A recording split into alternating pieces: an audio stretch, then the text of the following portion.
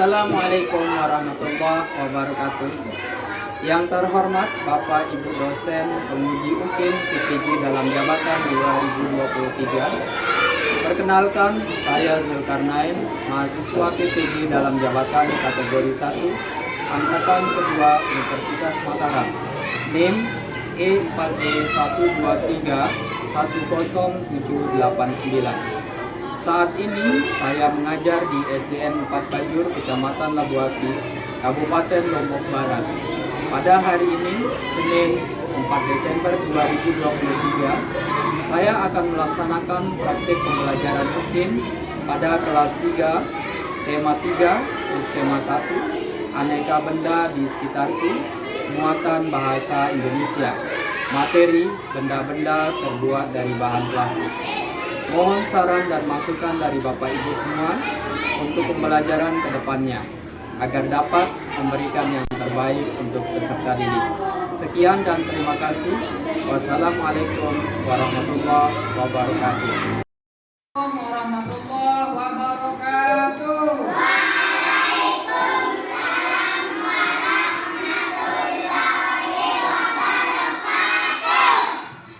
Apa kabar hari ini anak-anak?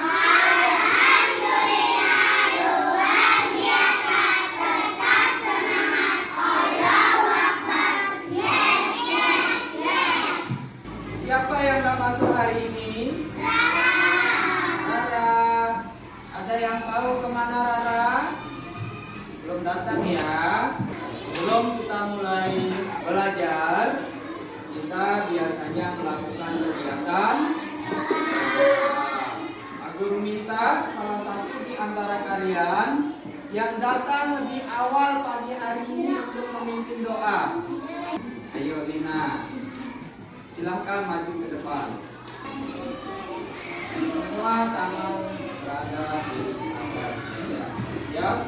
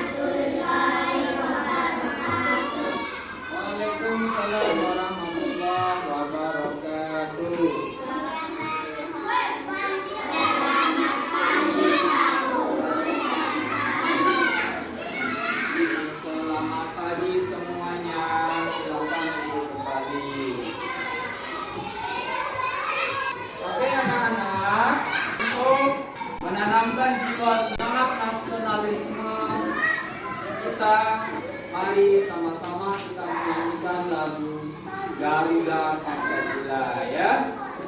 Lalu kita kalian semuanya berdiri. Semua semangat.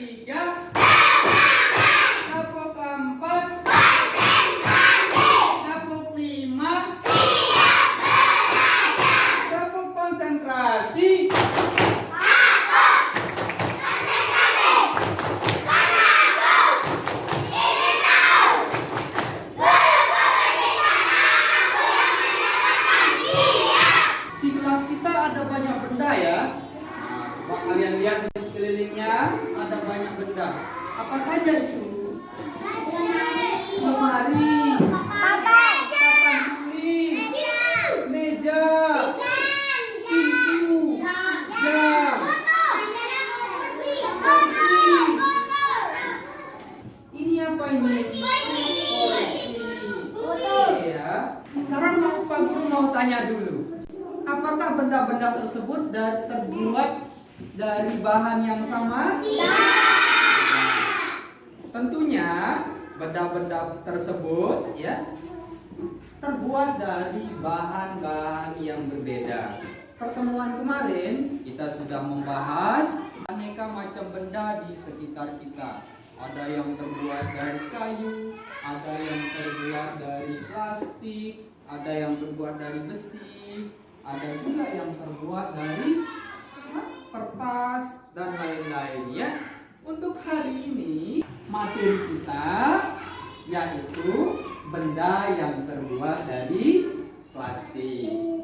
Sebelum kita masuk ke materi, Pak Guru ingin menyampaikan tujuan pembelajaran kita hari ini. Kalian lihat di papan tulis, ya, Pak Guru akan menampilkan tujuan pembelajaran kita hari ini.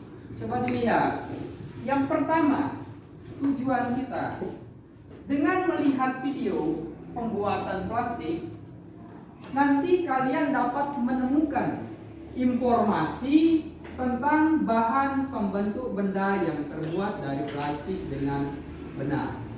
Yang kedua, dengan melihat video pembuatan plastik, kalian dapat menemukan contoh benda-benda yang terbuat dari plastik dengan benar. Yang ketiga, dengan berdiskusi kelompok, kalian dapat menyajikan hasil presentasi contoh-contoh yang terbuat dari plastik yang ada di sekitar kalian dengan tepat. Yang keempat, dengan melihat video dan berdiskusi kelompok, kalian dapat menemukan dan menganalisis apa saja bahaya dari sampah plastik itu. Yang kelima, ya, tujuan yang kelima, dengan melihat video dan berdiskusi, kalian dapat menemukan informasi cara mengatasi masalah sampah plastik dengan benar. Yang terakhir, tujuan yang keenam, dengan menyelesaikan lembar kerja dan berdiskusi, kalian dapat menyajikan hasil presentasi cara mengatasi masalah adanya sampah plastik di sekitar kita dengan benar. Itu tujuan pembelajaran kita hari ini. Kita lihat, amati yang ada di layar ini.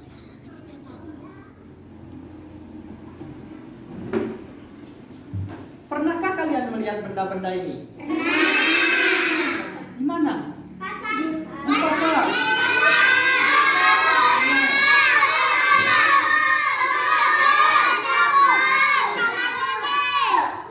Kita sering menemukan benda-benda tersebut, baik di rumah kita, di pasar, dimanapun ada kita lihat. Nah, sekarang kita lihat lagi.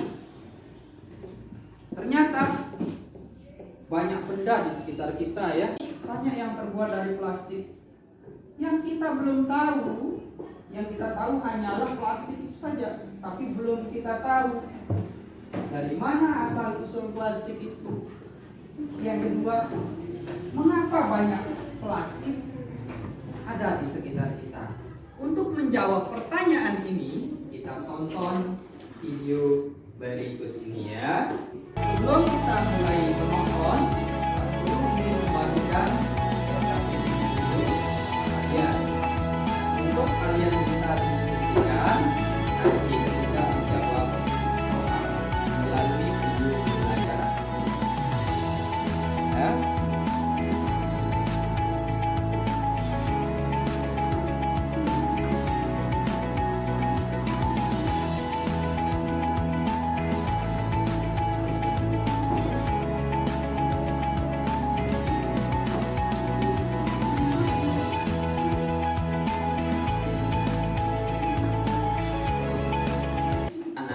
LKPD-nya kan sudah Pak Guru bagikan. Oke, nanti sambil kalian melihat video pembelajaran dan melihat materi yang ada di buku kalian, kalian bisa mengisi LKPD itu. Sudah paham maksudnya Pak Guru? Sudah. Ya, kita tonton videonya ya.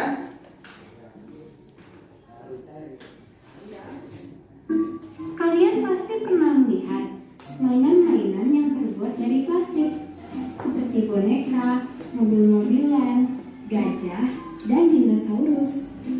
Tahukah kalian, mainan dari plastik ini berasal dari dinosaurus asli yang hidup ratusan juta tahun yang silam? Bagaimana ceritanya ya? Yuk kita simak sama-sama. Alkisah, dinosaurus hidup lebih dari 200 juta tahun yang lalu. Ketika hewan-hewan besar seperti dinosaurus, ikan paus, hingga hewan-hewan paling kecil seperti zooplankton mati, sisa-sisa tubuh mereka tertimbun di dasar laut dan danau. Lalu, lapisan pasir, lapisan tanah, serta mineral-mineral lainnya menimbun sisa-sisa hewan ini. Terjadilah pembusukan dan terbentuklah fosil. Tekanan lapisan bumi dan suhu yang sangat tinggi selama jutaan tahun membuat fosil berubah menjadi minyak bumi.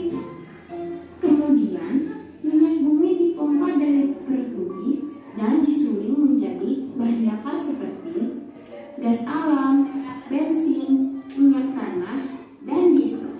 Salah satu hasil sampingan dari penyulingan minyak bumi adalah bahan baku plastik yang disebut nafta. Sebelum adanya penemuan plastik, nafta merupakan sampah yang terbuang sia-sia. Nafta lalu dibawa ke pabrik petrokimia. Di sini, melalui proses yang sangat panjang, nafta diolah menjadi biji plastik. Di pabrik plastik, biji plastik dipanaskan lalu dibentuk menggunakan cetakan. Bentuknya bermacam-macam. Ada yang berbentuk mainan, seperti mainan dinosaurus. Ada botol plastik, kursi meja, dashboard mobil, tangki air, kotak bekal, pipa plastik, casing laptop, casing handphone, wadah makanan, tas kresek, kemasan makanan ringan, sampai hingga pesawat terbang. Plastik memiliki sejumlah manfaat yang tidak dapat dibandingin bahan lain.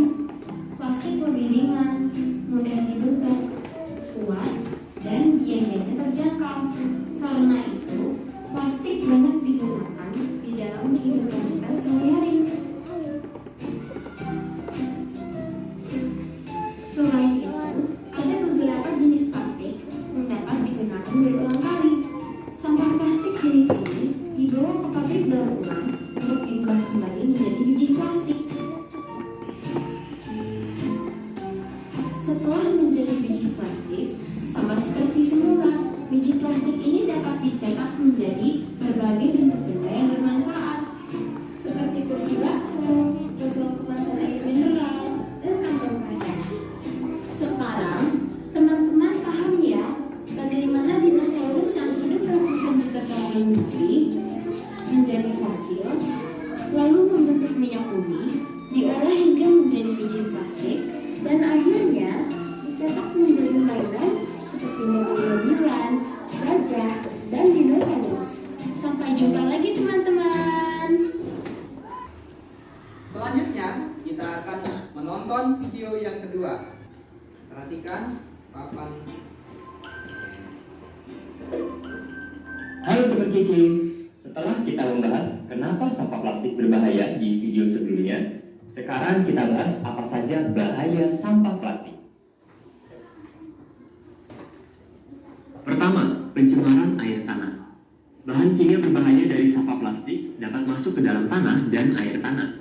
Zat ini kemudian dapat masuk ke tubuh manusia lewat sumber air tanah yang digunakan untuk kebutuhan sehari-hari seperti minum dan memasak. Kedua, pencemaran udara. Sampah plastik sering dibakar karena mudah dilakukan. Namun, gas beracun dihasilkan dari pembakaran ini. Gangguan kesehatan, terutama pernapasan, dapat terjadi jika manusia menghirupnya. Ketiga, bahaya mikroplastik. Plastik dapat berubah jadi mikroplastik jika terpapar sinar ultraviolet, panas, mikroba, dan gesekan fisik. Mikroplastik adalah partikel plastik berbentuk serat dengan ukuran 0,1 hingga 5 mm. Karena sangat kecil, seringnya mikroplastik termakan oleh ikan-ikan di perairan dan masuk ke rantai makanan. Bukan hanya di laut, beberapa penelitian menunjukkan bahwa mikroplastik juga ditemukan pada air tanah, air ledeng, bahkan salju di kutub utara.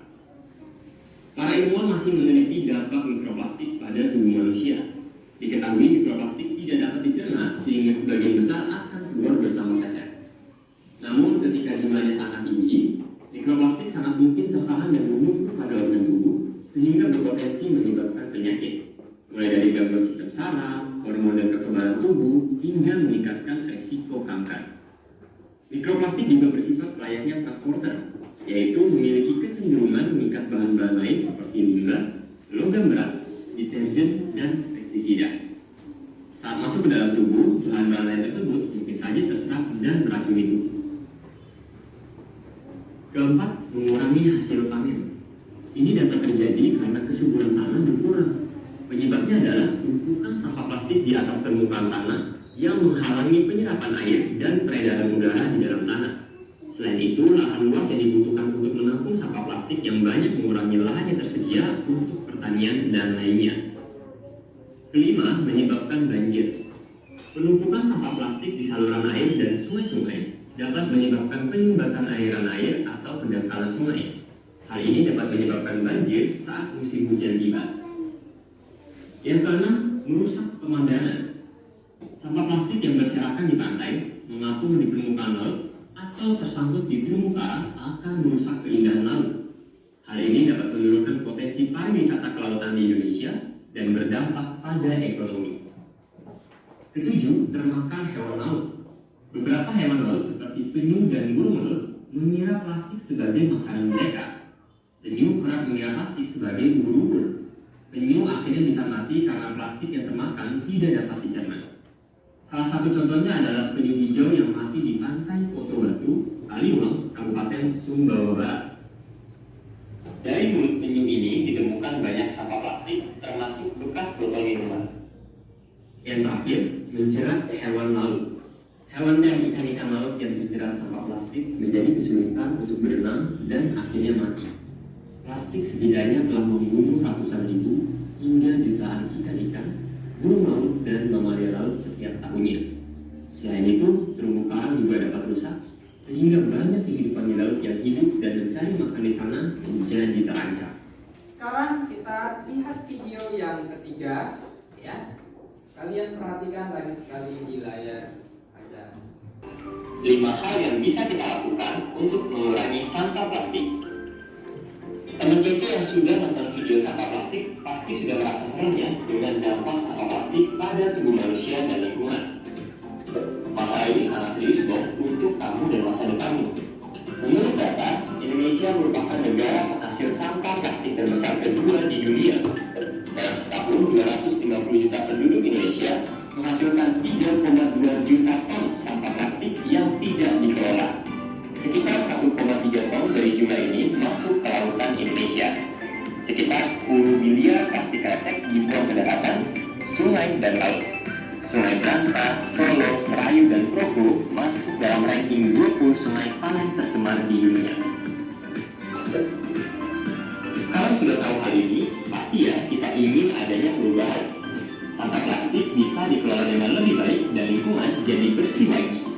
Tapi ini cuma bisa terjadi kalau kita semua ikut bergotong royong mengambil tindakannya. Mungkin kau pikir kan udah ada petugas kebersihan dan ahli di bidang itu, bukan tugasku kok.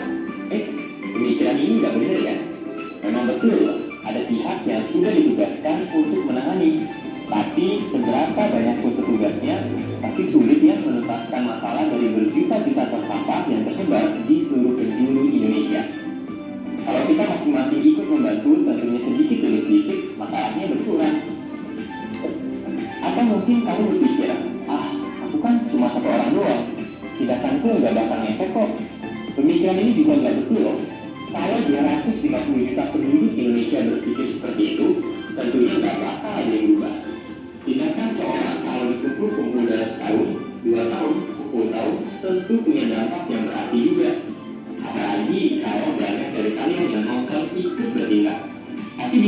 kita semua membantu mengurangi masalah sampah plastik ini. Nah, kalau begitu, tindakan apa ya yang bisa kita lakukan? Yuk kita simak 5 tindakan berikut. Cara paling efektif untuk mengurangi sampah plastik adalah mengurangi pemakaiannya, terutama plastik sekali pakai seperti contohnya kresek belanjaan dan sedotan. Memang kita belum bisa sepenuhnya menghilangkan pemakaian plastik, tapi mengurangi pemakaiannya sudah cukup membantu. Misalnya, kita bisa membawa kantong kain ke pasar atau supermarket supaya tidak perlu mengambil kantong plastik yang disediakan. Kita bisa menggunakan sedotan stainless steel dalam tas supaya tidak perlu pakai sedotan plastik ketika beli minuman di luar. Lebih baik lagi jika kita membawa botol minuman sendiri dari rumah agar tidak perlu membeli botol air kemasan di luar, atau membawa wadah makanan sendiri ketika jajan makanan untuk dibawa pulang. Selain bebas sampah, juga jadi lebih hemat dan sehat kan? Sebagai pembeli, kita bisa memilih barang-barang yang akan kita beli. Kita bisa memilih untuk membeli barang yang bukan dari bahan plastik atau barang yang tidak dibungkus plastik. Dengan demikian, pemilik pabrik atau penjualnya jadi tahu kalau para pembelinya tidak ingin ada bahan plastik. Mudah-mudahan setelah itu barang-barang akan diproduksi tanpa plastik atau dengan menggunakan plastik sedikit mungkin. Ketiga, sampah plastik yang sudah terlanjur ada bisa kita manfaatkan kembali. Begitu tiba di rumah, plastik yang kamu dapatkan dari luar segera kamu pilah, misalnya berdasarkan ukuran dan simpan dengan rapi. Ini supaya mudah untuk digunakan ulang ketika dibutuhkan. Misalnya, kantong plastik bekas yang masih bersih kamu simpan di tas dan dibawa waktu ingin berbelanja ke warung atau supermarket. Yang sudah kotor dapat dijadikan kantong sampah. Kita bisa juga mendaur ulang botol bekas minuman menjadi wadah kecil atau pot tanaman. Yang berwarna warni atau bentuknya unik bisa dijadikan kerajinan tangan untuk menghiasi rumah. Semakin lama plastik tidak berada di tempat sampah dan tempat pembuangan akhir, semakin tertunda sampah tersebut masuk ke dalam laut, sungai, udara, dan air tanah kita. Ada beberapa jenis sampah plastik yang masih mempunyai nilai.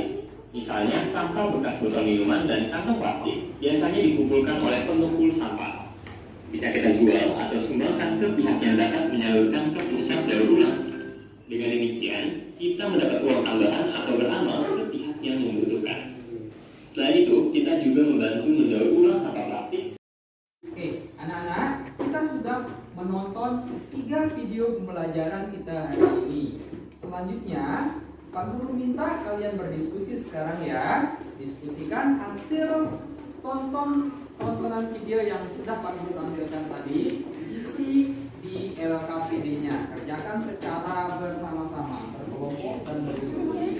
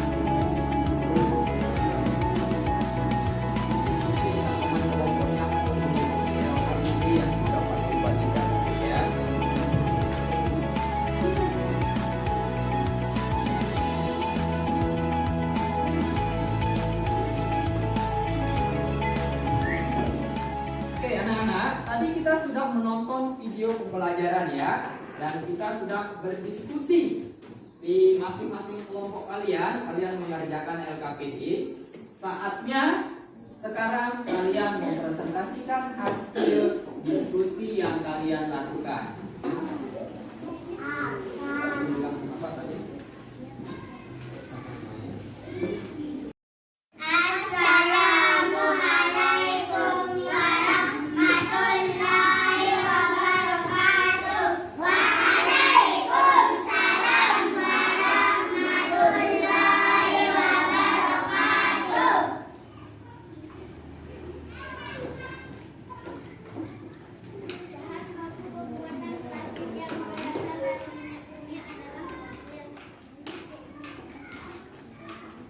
Bahan ini dibawa ke pabrik petrokimian untuk diolah kembali menjadi mainan.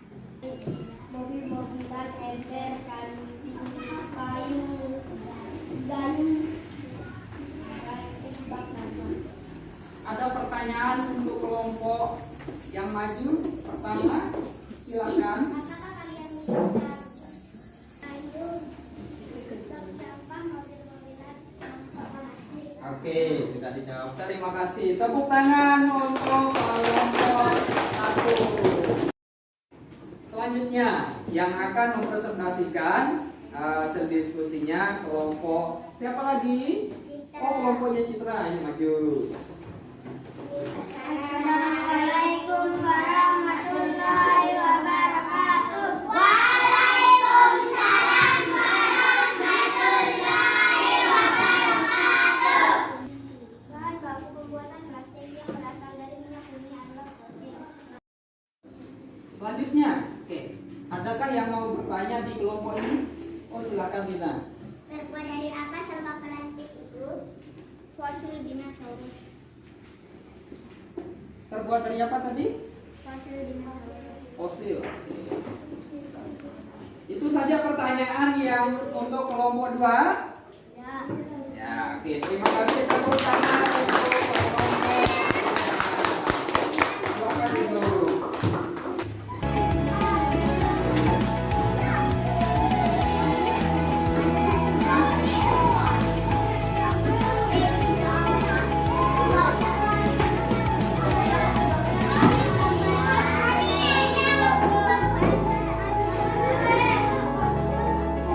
Sudah semuanya menonton? Sebelum kita menutup kegiatan pembelajaran kita hari ini,